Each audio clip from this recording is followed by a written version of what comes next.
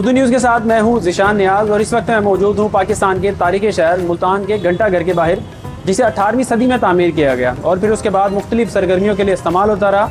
लेकिन आज़ादी पाकिस्तान के बाद इसका नाम जिना हॉल रख दिया गया। लेकिन 18वीं सदी में तामीर होने वाली ये बिल्डिंग अब किस हाल में और किन मकासद के लिए इस्तेमाल की जा रही है, आइए जानते हैं।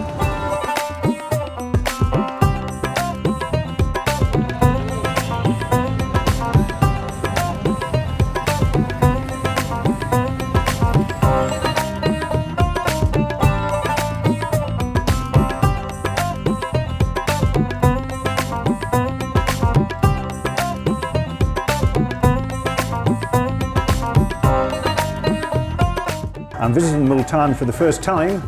I've long wanted to visit. It's always been a small dream of mine to come to this wonderful city.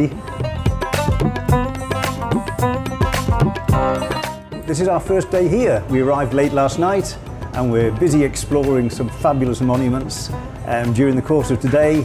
And finally we've arrived at this rather terrific craft centre, which I'm thrilled to be visiting and seeing the craftsmen themselves busily at work and explaining about their work to us.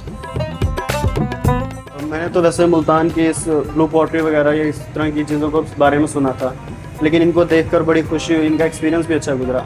आने वाले tourist के लिए ये एक बहुत अच्छी जगह है कि वो हमारे मुल्तान की सकाफ़त को देखें और मुल्तान की सकाफ़त के लिए भी बहुत अच्छा है।